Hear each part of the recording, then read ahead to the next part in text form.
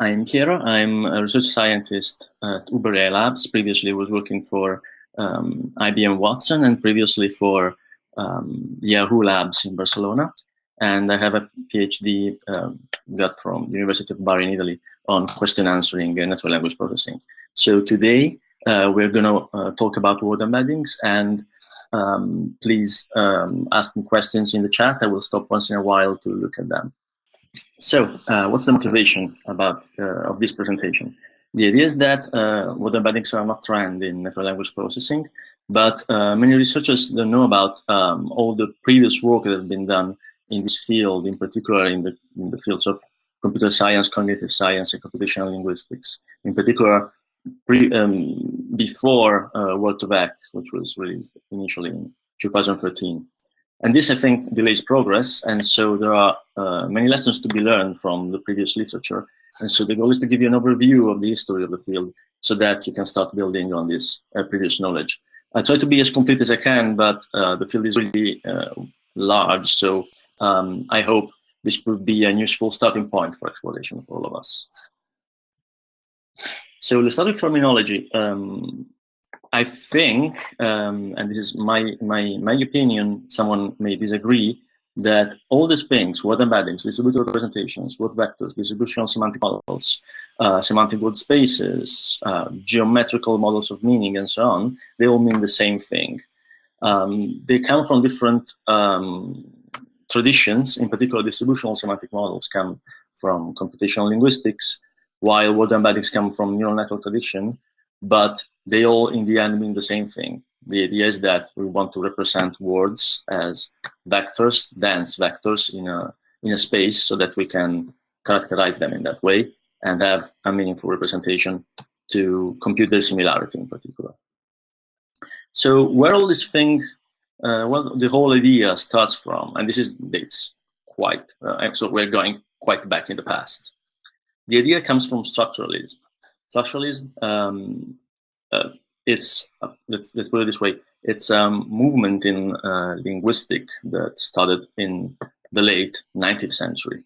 And the idea is that the structuralism is the belief that a phenomenon of human life are not intelligible except through interrelations, so how they are connected to each other. And these relations constitute a structure, and be it local variation in the surface of the phenomena, there are constant laws of abstract culture. The idea starts with, most likely, Ferdinand de Saussure done Le Cours de linguistique générale in 1916. It was actually published posthumous by his students. And well, there are a few ideas that can be related to structuralism, but are not considered to be structuralism, actually. And in particular, the work from Willem van Humboldt and previous work from Ferdinand de Saussure himself. So the idea comes from semiotics. So there's the idea that there's a distinction between language as its own, as it's made by its rules, and parole, which is how language is used in the everyday. And there's also a distinction between sign, signifier, signified.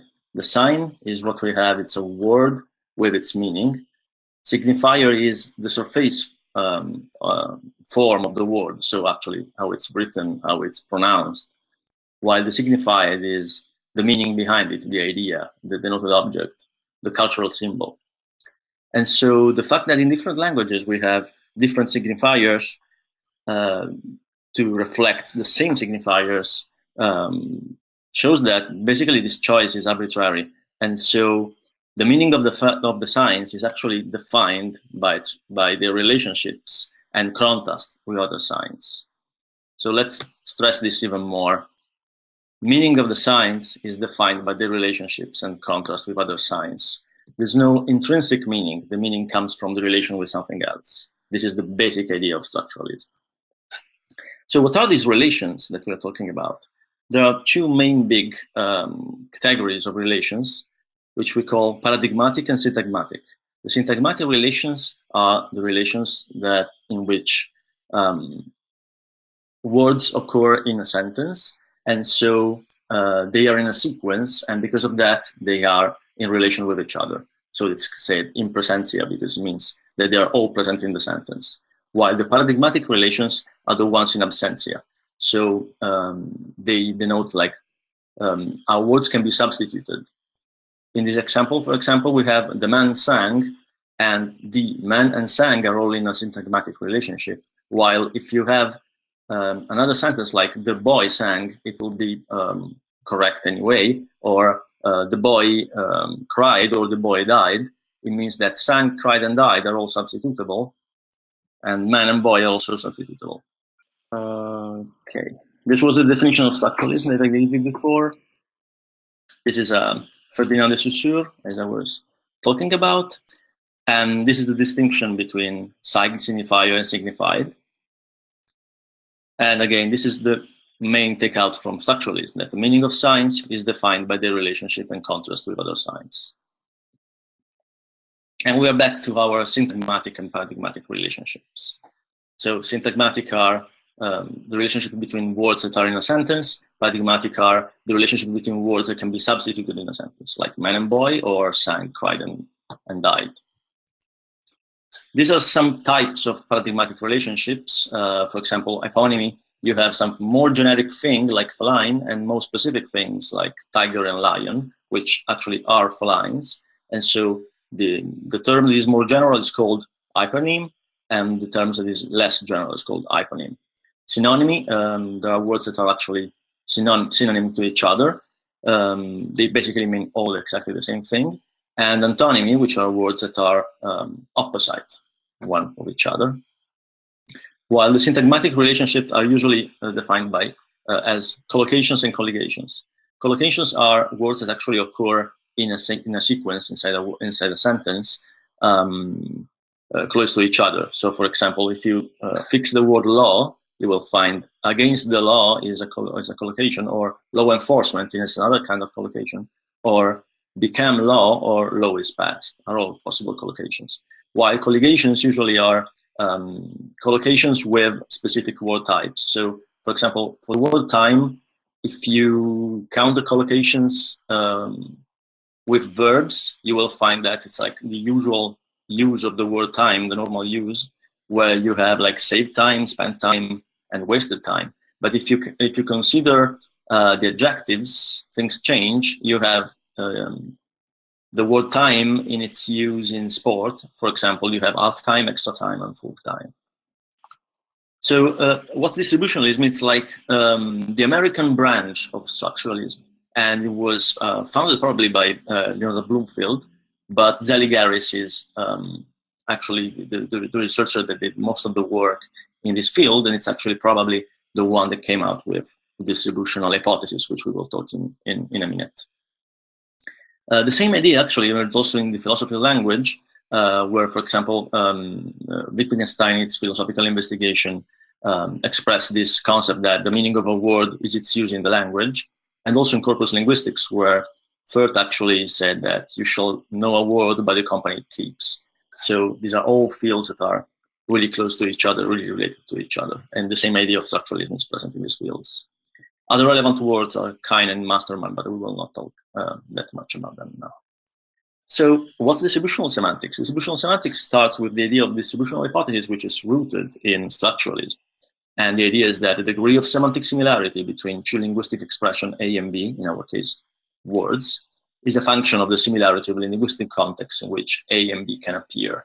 So if they appear in similar contexts, it means that they are semantically similar. Let's make an example. So these are two different sentences. For example, the first one is, he filled the vampimuk, passed it around, and we all drank some. We don't know, vampimuk is a made-up word. We don't know what does it mean, but the fact that it's filled, passed, around, and drunk, close to it, give us an idea. What is it? I don't know. Probably it's drink or something like that. Or like a glass, kind of glass. The second example is, we found a little hairy vampimuk sleeping behind the tree. Again, we don't know what it is. We can imagine it being probably an animal, something like a small dog or another kind of animal. The point is that knowing that this word, wampimuk, co-occurs with other words like little, hairy, sleeping, and tree, give us an idea of what actually the meaning of this word is. So what's a distributional semantic model? Now we are getting to the point where we want to operationalize this idea. Usually we represent word through vectors that record co-occurrence counts with context elements in a corpus, and we will define what a context element is. Sometimes we can apply a reweighting scheme and also some dimensionality reduction. And then we will measure the geometric distance of words as a proxy of this semantic similarity and relatedness. This seems a little bit vague, but we can make an example to make it clear. So here the target is a specific word, and the contexts are the noun and verbs in the same sentence. So for example, the dog barked in the park. The owner of the dog put him on a leash. Since he barked, we see that the word dog occurs 2 times with the word bark, 1 time with park, 1 time with leash, and 1 time with owner. So if we represent this thing, these co-occurrences in a geometric space, we can represent dog as a point with these coordinates. And if we do it for all the words that we have in a corpus, we both have words as rows and words as columns in this matrix. And when we want to compute how similar is a word to each other, there are several options, but we can use, for example, the cosine similarity, which is actually a measure of the angle between those vectors in this high-dimensional space. We want to do also a little bit of a distinction between similarity and relatedness, because similarity are usually we refer to similarity when there are words that share some silent attributes. So, for example, synonyms like car, automobile, or hyponyms, car and vehicle, or co-hyponyms like car, van, and truck. While semantic relatedness is a more, let's say, general concept where we have words that are semantically associated without being actually similar. So, for example, car and drive are not similar, but they are associated by the fact that by the function. Or meronymy, for example, tire is associated with car because tire is a piece of a car. Location, car and road, and attribute, car and fast. They're not really similar, but they are related. And how does this difference emerges? It really depends on the context. In the example we've seen so far, the context was the words that are in the same sentence. But we have several other options for considering contexts. So, for example, we can use the other words in the document, in the paragraph and sentence, words in the immediate neighborhood, words that are on dependency paths, where dependency is like a tree of dependency in a syntax tree, as a syntax tree.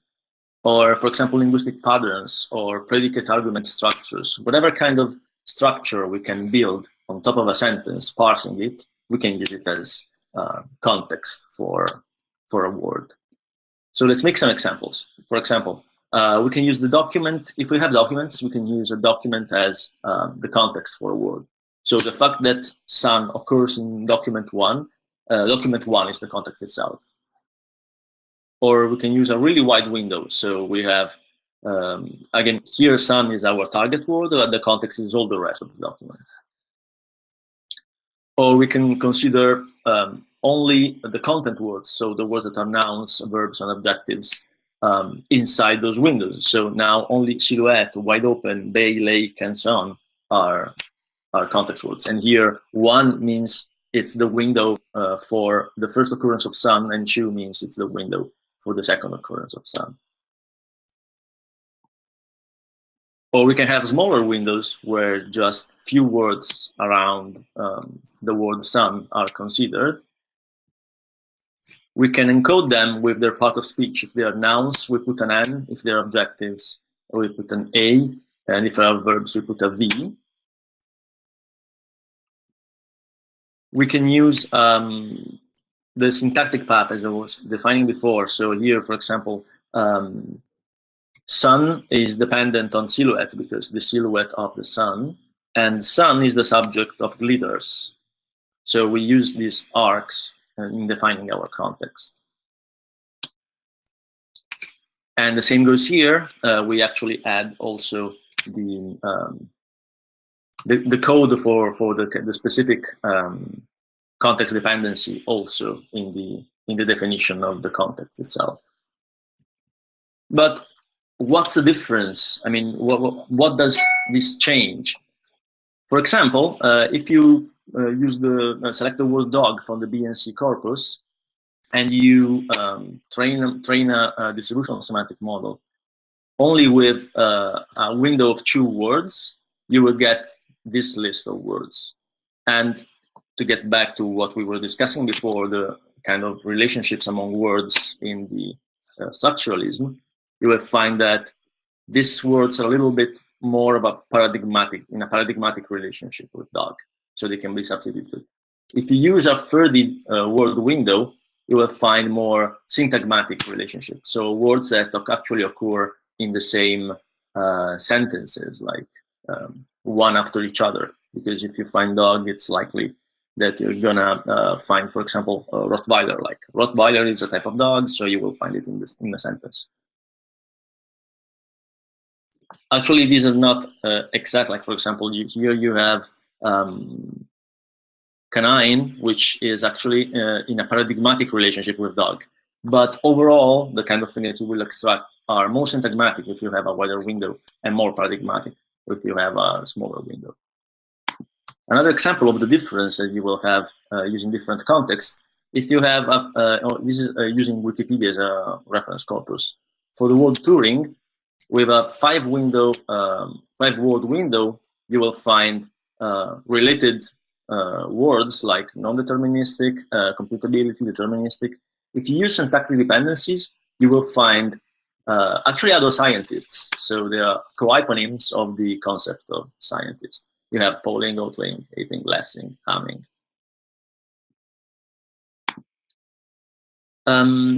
Another thing you can have in your matrix with context and targets and context is, so far we use the row counts, but you can use more elaborated schemes for weighting this matrix. Here there are several options, but in literature, people prefer to use positive pointwise mutual information because it performs best on some tasks. And we also will see what are those tasks. And the same goes for the similarity measures. We have been using the cosine similarity, but you can use the Euclidean distance or several other options. Usually correlation, which is actually cosine distance, works really well in literature, according, for example, to this recent study in 2014. Now we'll check if everything is going all right. Oh, I will answer this question. Why is the word more paradigmatic for smaller window? Oh yeah, it makes a lot of sense, this question. The idea is that if you consider the smaller window, you will actually find words that are more easily replaced in exact this specific context. So you will have a smaller window means that all the words inside that window are really replaceable one to each other. If you use a wider window, okay. If you use a wider window, you will have basically what you will have is all the words that are in a wider window will be all related to each other, and so the wider window is the whole sentence, the whole sequence of sentence, and that's why they will be more paradigmatic. More syntagmatic. So let's go to the evaluation. So when I was saying before that some combination of weighting schemes and measures work better, what I mean is that there are usually 2 ways to evaluate these models. One is intrinsic, so evaluate word pair similarities themselves. And there are several data sets where people collected human judgments, like you show to a human cat and dog, and you will see how what number from 0 to 10 they will put as an indication of how similar they are.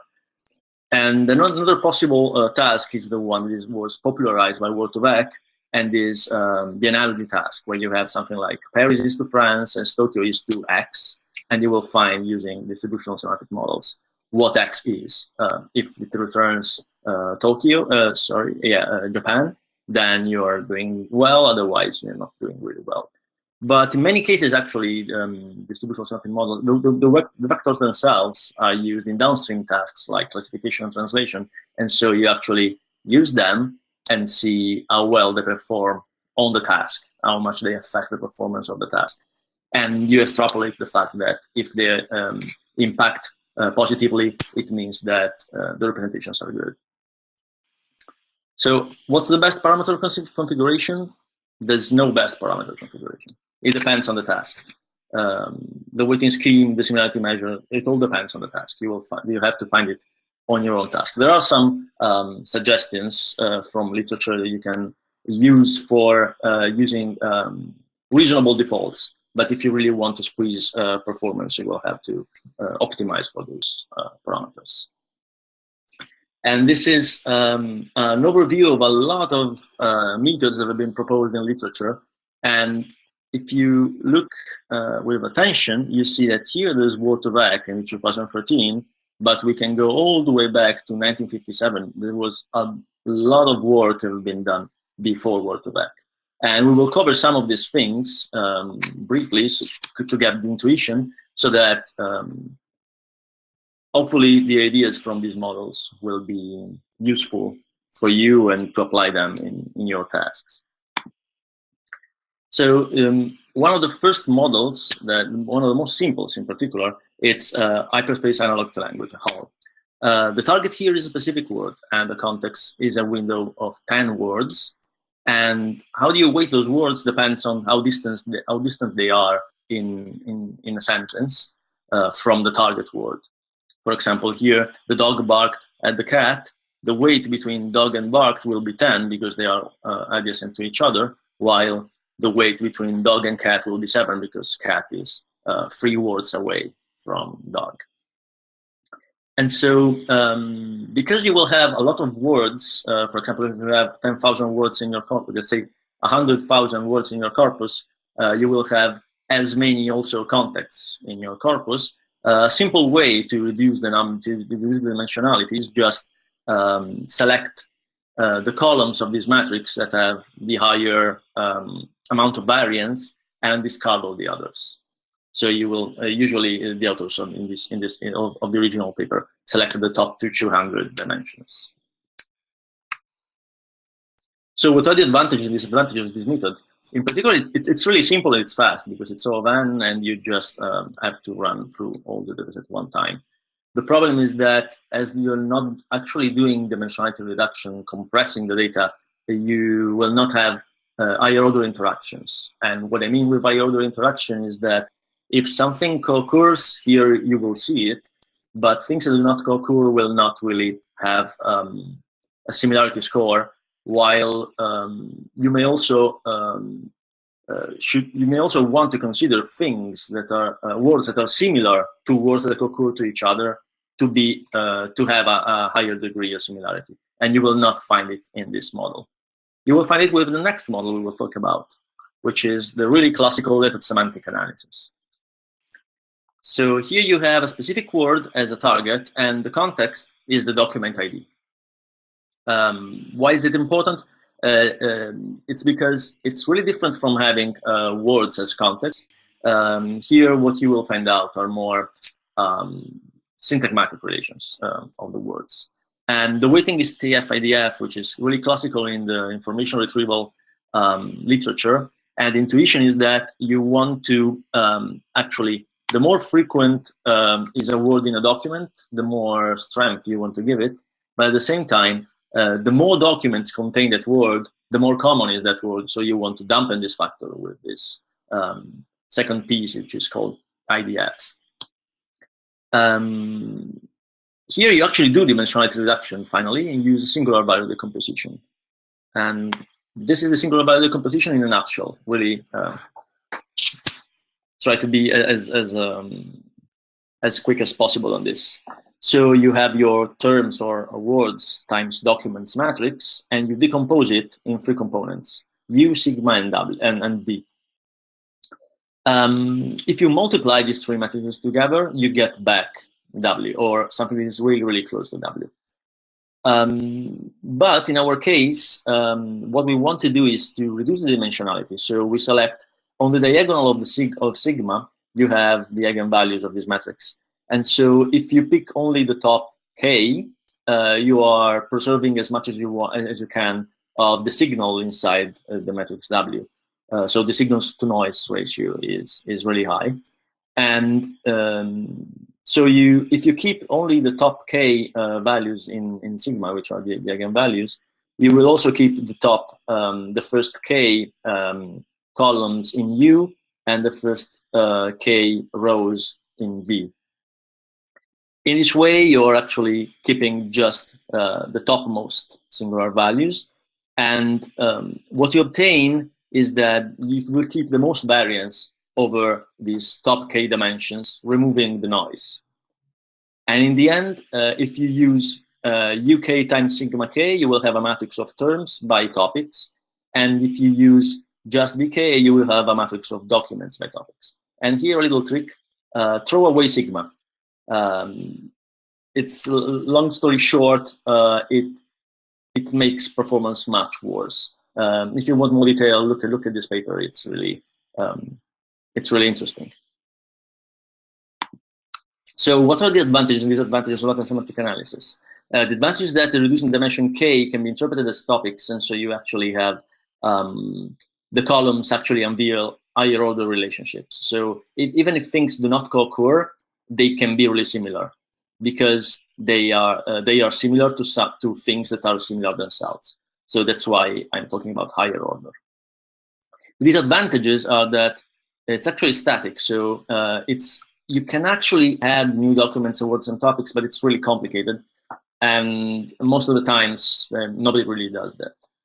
And it's expensive to compute because it's order k squared m, where k is the number of topics and m is the number of documents that you have in your collection. And it's like a one-time operation. You don't have intermediate results. So if it runs, for example, for 10 days, after 1 day, you cannot do anything. You don't have like intermediate results, while there are other methods that give you intermediate results. Let's talk about random indexing. This is really, I really like this model. It's a locally sensitive hashing method. So it actually approximates the distance between the 2 points in the original target by context matrix.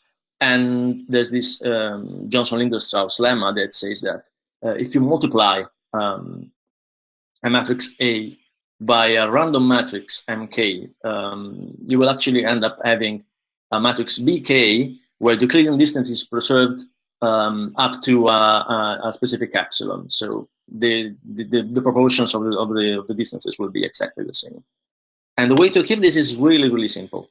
For every word that you have in your corpus, you generate a sparse context vector with values -1, 0, and 1, so that this will be like basis in an orthonormal space. And to compute the targets, to compute the vector of the targets, you just sum all the context vectors, these random ones that you already computed, times the frequency of the co-occurrence of the words. So for example, if I drink beer and you drink a glass of beer, I generate these random context vectors for I drink beer, you, and glass. And for example, if I want the term vector for beer, I sum 1 time the context vector of I, 2 times the context vector of drink, 1 times the context vector of you, and 1 time the context vector of glass. And this is your final representation. The advantage is that it's extremely fast. There's almost no computation, and the vectors are super sparse, so the calculation of the similarities is really blazingly fast. And it's incremental. If you have a new document with new words, you just have new context words and compute the representations for all the words. It's really straightforward, really simple.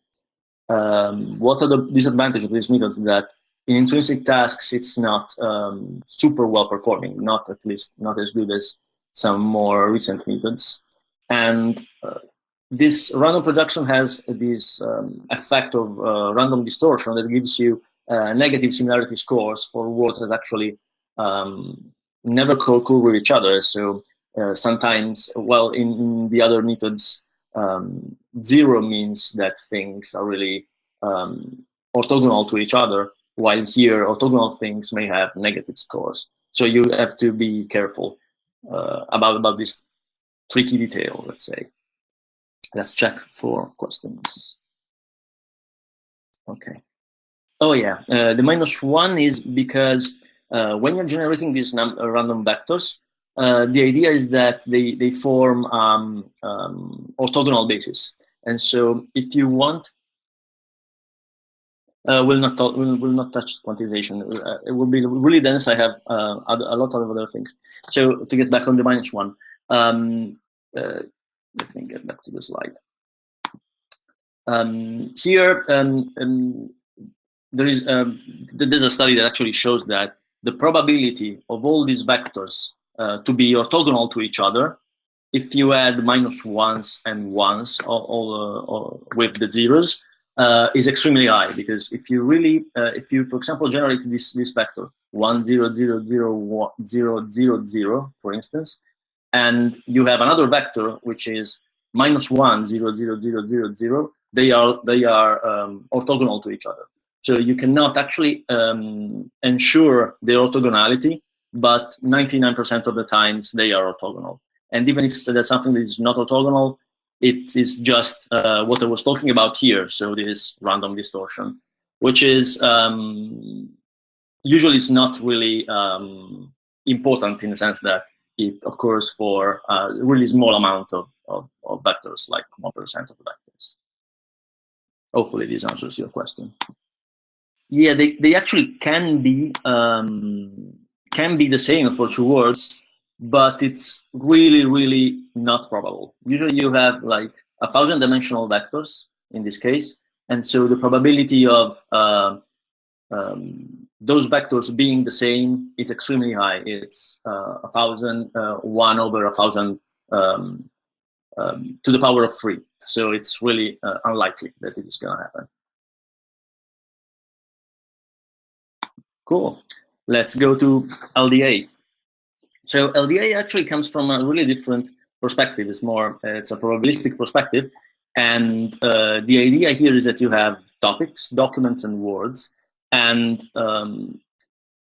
topics are defined as a distribution over words, and documents are defined as mixtures of these topics. So here you have this topic which is more about gene and DNA.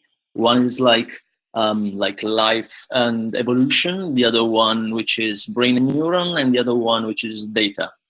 And you have this document which is mostly about data, but also touches on life and genes topics. So how does this work? You have as a target, again, a specific word, and the context is a document ID. The latent topics are like the Ks in LSA, but the main difference is that here you enforce to have a Dirichlet distribution over words. And this Dirichlet distribution actually is telling you that if you have two parameters, alpha and beta, and if you, for specific values for high values of these parameters, you will have that documents are made by a few number of topics, and topics are made by a few number of words. Like the distribution is really spiky. It's not that there are like few words or few topics, but the distribution is really spiky.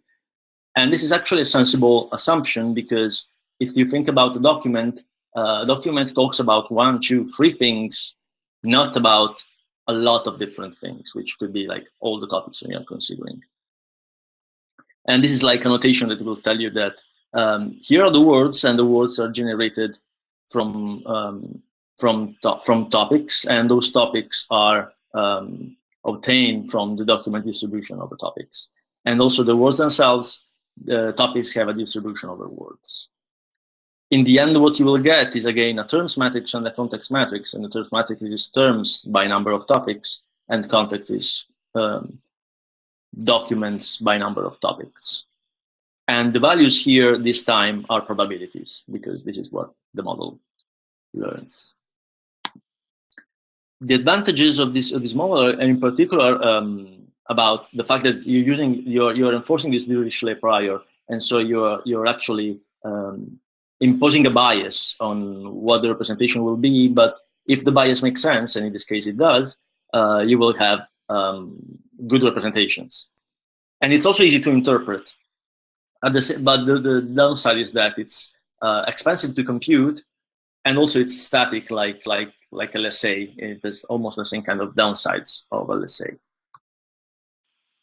This is a really simple model too, which is interesting in my opinion. It's you have specific words as targets, and context is a Wikipedia document. So the assumption here is that Wikipedia documents are actually explicit topics. They actually talk about one thing, and so the words that occur in a Wikipedia document are actually related to that topic, and those topics can be used for representing the words themselves. So they are weighted with TF-IDF, and you do the dimensionality reduction. In this case, you actually discard the articles in Wikipedia that are too short, or that have few links with other articles. And so, for example, here you have mouse, and it's defined with respect to the Wikipedia article about the rodent mouse, the Wikipedia article about the mouse in computing, Mickey Mouse, button, Jameson button, and drag and drop.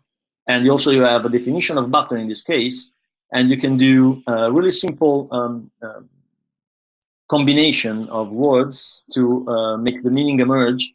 And mouse button actually is more correlated with mouse computing and button and drag and drop than, for example, Mickey Mouse, mouse, and Jameson button. And on the converse, the representation of the specific document is obtained in terms of the words that actually occur in that document. So this is really simple. And the advantage that it's simple again, and it's fast, and it's also interpretable, because those columns of your matrix actually have a specific meaning. You know what the meaning is the fact that they are Wikipedia articles. The advantage is that this assumption doesn't always hold. In some cases, they're not really topics. They are like talking about entities more than topics. And in practice also, it doesn't perform as good as other models. And the vectors are really big because there are millions of documents in Wikipedia. And so even if they are sparse, those vectors are really, really big. Let's talk about jobbing tags. Jobbing tags has one important feature is that they define this holding operation, denoted by this @ and basically the idea is that if you give any tuple, you can obtain targets and context, Joes and beans of the name, applying this operation. The weighting is done by a custom measure. It's not really important in this to talk about that. And also the similarity is done with this add-enclave that is lexicographic or multiple information, but it's not really important. The important thing is that here are, for example, input tuples obtained. These are like arcs in a dependency tree. And basically you apply your holding operation to subjects and objects and obtain all this target and context. So I, and because you put the hole here, and gave because you put the hole here. Then you go to the second input and you put a hole here and a hole here, so that you have book and A. Actually here these two are inverted, but it's not really a big deal. And you get to the end where you have like prep2 gave and hole, and prep hole and girl. And you can do the same thing. Instead of having these dependencies, you can do the same things with n-grams. For example, here are 4 grams. I gave a book to, and so on. And you can apply this holding operation at the first, second, third, and fourth position. And you keep doing it for all your input tuples. And you get this really generic target and context matrix. So the advantage is that it's really a generic preprocessing operation you can apply to everything, and deals also with complex context, because here we had, like, for example, arcs in a tree, but you can also think about paths in a tree, or more and complex definitions of context. The problem with this model is that it doesn't have dimensionality reductions, and so the vectors are really high dimensional. Because of that, you don't have higher order relations like we discussed before, and also its main implementation is done in MapReduce, so it's effective on clusters, but if you want to run it on your own laptop or desktop, it's going to be more complicated than it should. Okay, let's talk about word-to-vec. I guess your most of you is already familiar with this model, so it will be really quick. You have input, which are one-hot vectors with one and all the rest is 0. You multiply them by a matrix, and you obtain a dense representation. And you multiply it again with a matrix, and you obtain a one-hot representation. And if this one-hot representation actually matches what is there in the context, you don't update that much the weights. If this is different from what is there already in the context, you actually update the weights a lot. And so the intuition is that if you have the word vector for ants, and you multiply it for the word vector, for the context vector for car, and you get the softmax of this, the softmax can be interpreted as the probability that if you randomly pick a word around the word ants, it will be car. And you update the weights by doing back propagation over this softmax. But actually, we're talking in particular of the word-to-vec has different parameters combination, and we're talking about the Skipgram with negative sampling, which is the best performing one. If you think about it, you have words and context, and if you multiply them together, what you get? It turns out that you actually get a word by context matrix with pointwise mutual information as the weighting scheme minus a constant log k, which means that actually word-to-vec is another form of matrix factorization. It's a really good one, by the way, because it's incremental and it's actually really fast and iterative. And it has several parameters to improve the performances, and the default parameters already work really well. And this is actually why word-to-vec is really popular. The problem is that it's not really flexible with the definition of the context. You only have windows, and it doesn't use statistics of the dataset in a smart way. So if something co-occurs with something else 10 times, you have to do all this process 10 times, while you can be a little bit more smart about it. And also the columns are not really interpretable as topics. So in general, is word-to-vec, are neural model embeddings better than classic DSMs? There's some literature that says yes, in particular if you have vanilla parameters, so the default parameters. There's some other literature that says that actually, if you use the optimal parameters, they are not better at all than the classical distributional semantic models. And there's some other literature that shows that if you have really, really big data sets, like 1 billion plus words, they are slightly better. This is an important takeaway, so should keep this in mind. Let me check. Okay. So I think we can skip GloVe. It's kind of interesting, but we are running out of time. So I want to give you another one, which is really something that was current state of the art in many cases.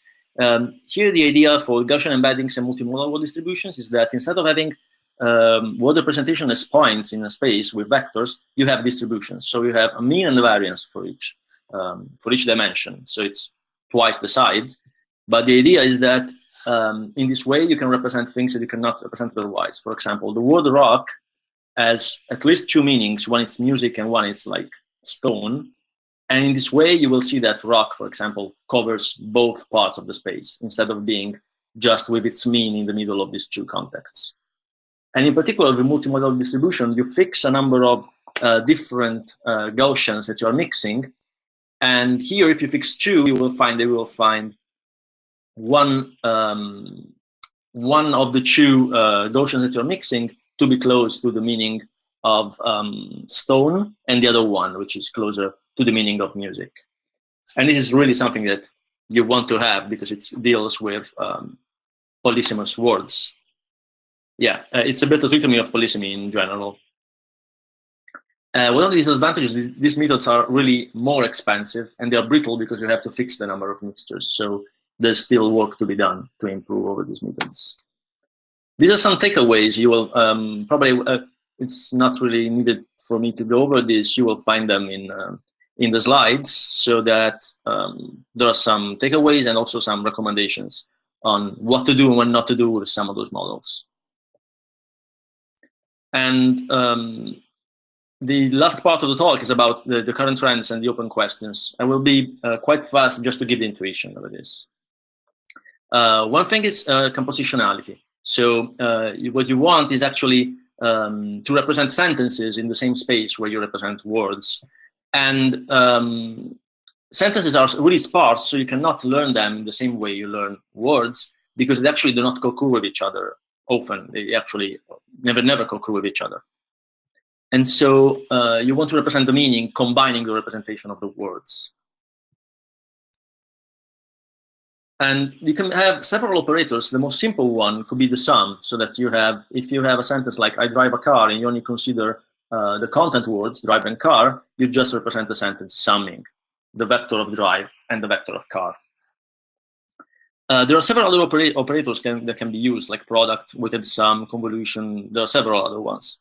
The problem is that they struggle to perform better than the sum, first of all. And in general, sum cannot be the real answer, because if you think about it, if I have a sentence like you drove a car, the car was driving you, for example, you will have the exact same representation, because the sum is commutative and doesn't consider word order, but we know that word order makes a lot of difference in the meaning of a sentence.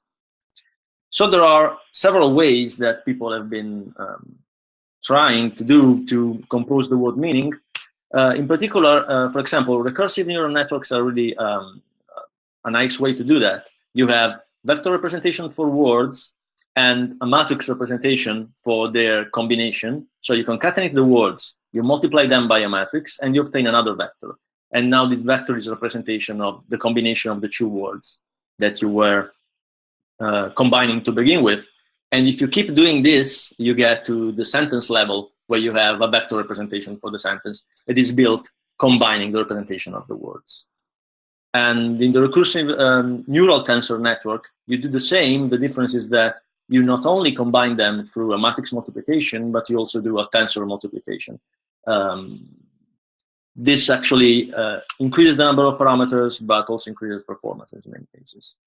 And what most of the people are doing right now is actually using recurrent neural network, where you see one word one at each time, and you have the output of the previous step. To begin with, it's 0.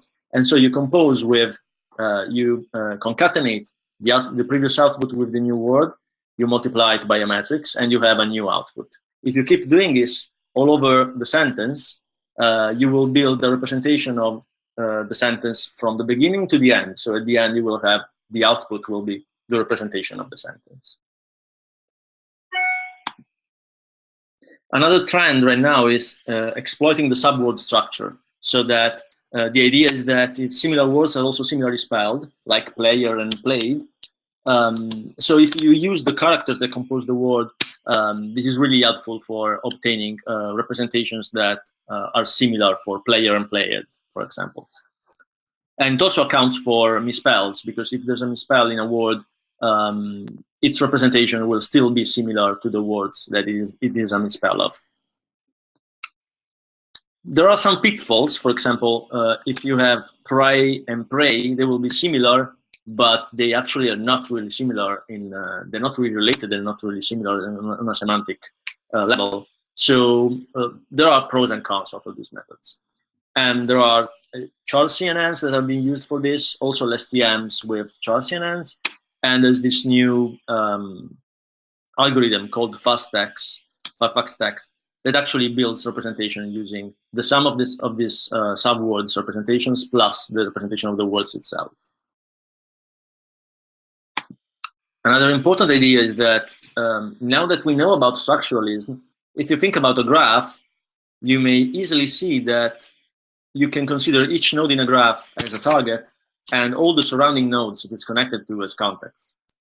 And if you do that, for example, for a knowledge graph where you have entities and relationships that are connecting each other, so the nodes are the entities and the links are the relations, you can actually apply almost right away the kind of techniques we talked about. You can do a tensor factorization where here you have I and j are the targets, the context, and the third dimension of the tensor is the type of the relation that you have in your knowledge graph. And if you factorize it, you obtain representations, vector representation for both the subject and the object of the relations and the relations themselves. In this case, will be a matrix, but there are other methods obtain other representations. Or you can use something like universal schema, where you have as targets pairs of entities, and as context the relationships they occur with. So that if you use like this gray information, and if you learn the vector representation, then you multiply the vector representation and you obtain this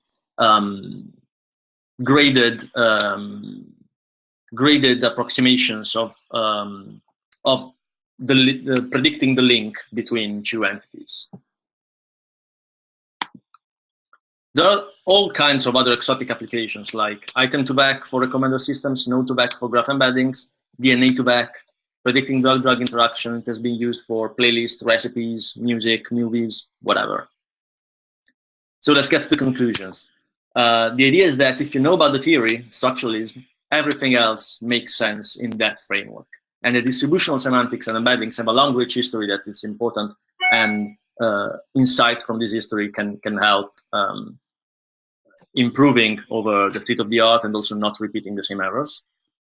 Context is the most important thing, because changing context changes the representations. There is no algorithm to rule them all, but there are plenty of them, a great tool set you can select from. And many aspects of reality, also, for example, graphs, can be represented in terms of targets and contexts. And this is so if you can do this in your business case, you can actually apply distributional semantic models to your business case. And so, thank you. And if you want to contact me, this is my email, and that one is my website. And this is a list of people that influenced this talk. Thank you really much, and I will answer questions if there are questions here. Oh, here there are some questions. Can you create a document embedding using recurrent NN, or is there a limit of how many words? Okay, you can actually do it. The problem is that recurrent and neural networks usually tend to forget. And with forget, I mean that the longer the sequence of words that you are that is there in your document, the more the initial words will not influence that much the final representation. There are other, let's say, versions of recurrent neural networks like LSTMs that actually deal with that, but still not good enough. What people do right now, most of the people do right now, is to do what they call bi-LSTM. So you read the sequence from left to right, and you obtain a representation. You read the sequence from right to left, and you obtain a representation, and you concatenate those two representations so that you will not forget words at the beginning or at the end of the sentence.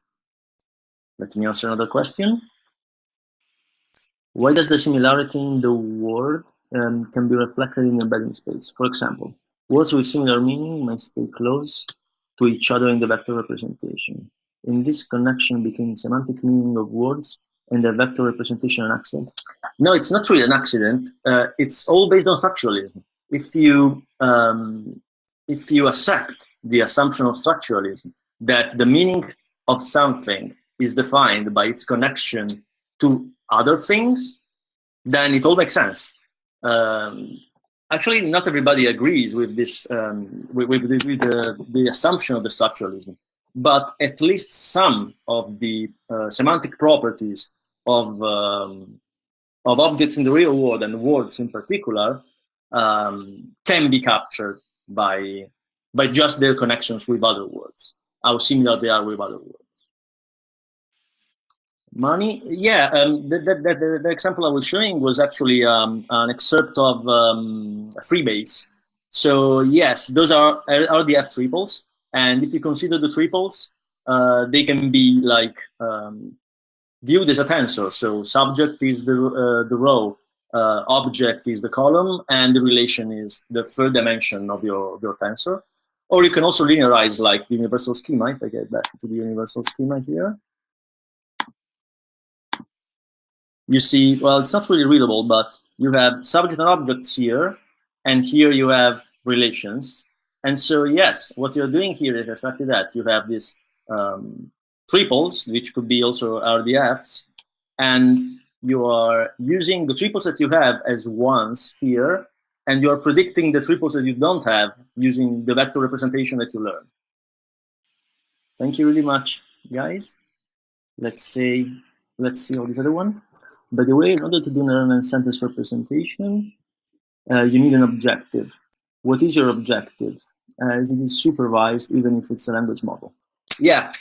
The point is exactly that. For learning a language model, you actually your objective is to actually predict correctly the next word. So if you have a sequence, the next word in the sequence is your objective. So if you're predicting it correctly from the words that you have seen so far, the representation you can learn it like beforehand using pre-trained representation. You can also learn it by backpropagation. In many cases, using pre-trained representation is actually good because you already start from good representation, and you can actually let the model continue the training, improving the representations. So actually, yes, in that case, a language model is your task, or you can actually use those representations for a classification task, and then again, the back propagation goes from the final loss in your task all the way back to your vector representation. Yes, bi-LSTM, bilateral LSTM is what I'm talking about. Okay, let's talk about the Gaussian embeddings. I didn't want to get into much detail about that because it's, I mean, I think the talk was already quite dense. You can see the details in the paper, but the way they're learned is that if you want to, let's put it this way, if the word rock appears, let's give it like the intuition behind it.